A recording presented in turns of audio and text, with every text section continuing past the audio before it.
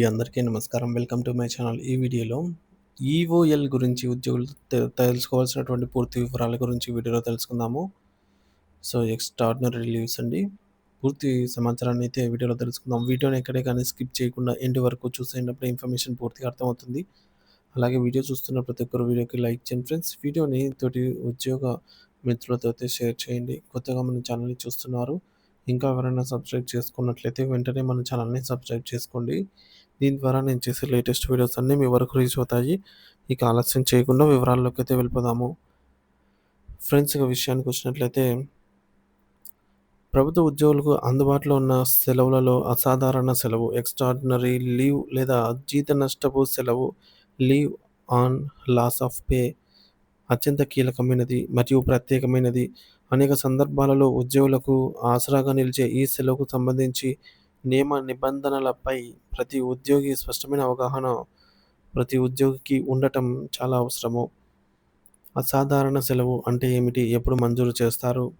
సాధారణంగా అర్జిత సెలవు, ఈఎల్, అర్ధవేతన సెలవు, హెచ్‌పిఎల్ వంటి ఇతర సెలవులు ఉద్యోగి ఖాతాలో లేనప్పుడు లేదా ఇతర సెలవులు అందుబాటులో ఉన్నప్పటికీ ఉద్యోగి స్వయంగా లిఖితపూర్వకంగా కోరినప్పుడు మాత్రమే ఈ సెలవును మంజూరు చేస్తారు. ఇది జీతం లేని సెలవు కాబట్టి ఈ సెలవు కాలానికి ఉద్యోగికి ఎటువంటి వేతనం చెల్లించబడదు. ప్రాథమిక నియమాలు fundamental rules FR 85 rule number 1 ఉద్యోగి సెలవు ఖాతాలో ఏ ఇతర సెలవులు ఈఎల్ ఆర్ హెచ్‌పిఎల్ నిల్వ లేనప్పుడు. రూల్ నంబర్ 2 ఇతర సెలవులు ఉన్నప్పటికీ ఉద్యోగి వ్యక్తిగత కారణాల వల్ల ఈ విధంగా ఈఓఎల్ కావాలని ప్రత్యేకంగా కోరినప్పుడు. ఈఓఎల్ ప్రభావం ఉద్యోగి సర్వీస్‌పై ఎలా ఉంటుందంటే, సాధారణ సెలవు తీసుకున్నప్పుడు అది ఉద్యోగి సర్వీస్‌లోని పలు అంశాలపై ప్రభావం చూపుతుంది.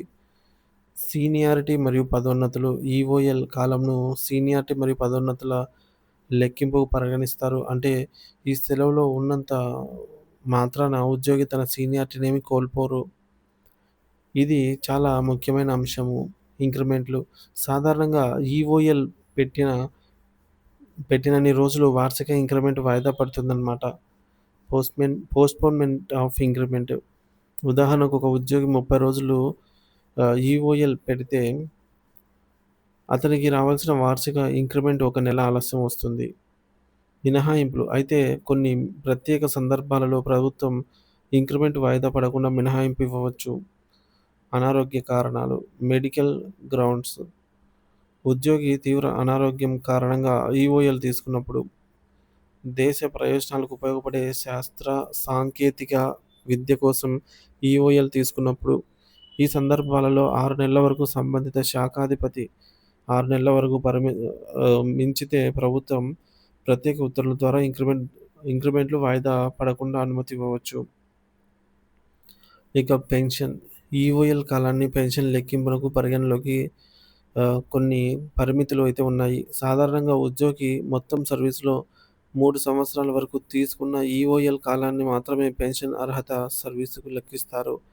Qualifying service for pension. ఈఓఎల్‌పై కీలక నిబంధనలు మరియు సవరణలు. గరిష్ట కాల పరిమితి. ఒక ఉద్యోగి నిరంతరాయంగా 5 సంవత్సరాలకు మించి ఈఓఎల్‌లో ఉన్నట్లయితే వారు తమ పదవికి రాజీనామా చేసినట్లుగా లేదా ఉద్యోగం నుంచి తొలగించబడినట్లుగా భావించబడుతుంది. ఈ మేరకు rule number 14 of AP leave rules 1933 చెబుతుంది. విదేశీ ఉద్యోగం రెండవది. ప్రభుత్వ అనుమతితో GOMS number 213 financial department dated on 22 April 1999 ప్రకారంగా ఉద్యోగులు గరిష్టంగా 5 సంవత్సరాల వరకు జీత నష్టపు సెలవుపై విదేశాల్లో ఉద్యోగం చేసుకోవడానికి అవకాశం ఉంది. మూడోది ఉన్నత చదువులు. ఉన్నత విద్య కోసం వెళ్ళే ఉద్యోగులకు సాధారణంగా వేతనంతో కూడిన సెలవు స్టడీ లీవ్ కాకుండా ఈఓఎల్ మాత్రమే మంజూరు చేస్తారు. అనధికార గైర్హాజరు కొత్త సవరణ రూల్ 5బి 1933 నాటి సెలవు నియమావళి రాష్ట్ర ప్రభుత్వం కీలక సవరణలు చేసింది. రూల్ 5ఏ తర్వాత రూల్ 5బిని చేర్చింది. ఇక్కడ నియమం ఏంటంటే ఏ ప్రభుత్వ ఉద్యోగి అయినా ఎటువంటి అనుమతి లేకుండా ఈ అనాథరైజ్డ్ ఆబ్సెన్స్ లేదా సెలవు మంజూరు కాకుండా 1 సంవత్సరానికి మించి విధులకు గైర్హాజరైతే ఆ ఉద్యోగిని తన తన పదవికి రాజీనామా చేసినట్టుగా భావిస్తారు. డిమాండెడ్ టు హావ్ రిజైన్డ్ అనమాట. సహజ న్యాయ సూత్రం. అయితే ఈ విధంగా పరిగణించడానికి ముందు సంబంధిత ఉద్యోగికి తన గైర్హాజరుకు గల కారణాలను వివరించడానికి తగిన అవకాశం కల్పించాలి. ఉద్యోగి ఇచ్చే సమాధానం సంతృప్తికరంగా లేకపోతేనే తదుపరి చర్యలు తీసుకుంటారు. అసాధారణ సెలవు. ఈఓఎల్ అనేది ఉద్యోగులకు ఒక వరం లాంటిది. కానీ దానిని సరైన అవగాహనతో నిబంధనలకు లోబడి మాత్రమే వాడుకోవాలి. అనధికారికంగా గైర్హాజరు కావడం, అనుమతి లేకుండా సెలవులో కొనసాగించడం వంటివి తీవ్రమైన క్రమశిక్షణ చర్యలకు దారితీస్తాయి మరియు ఉద్యోగాన్ని కోల్పోయే ప్రమాదం కూడా ఉంది. కాబట్టి ఈఓఎల్ తీసుకునే ముందు మీ సంబంధిత అధికారులతో చర్చించి సరైన పద్ధతిలో దరఖాస్తు చేసుకోవడం అత్యంత ముఖ్యమని అయితే నిపుణులు చెబుతున్నారు.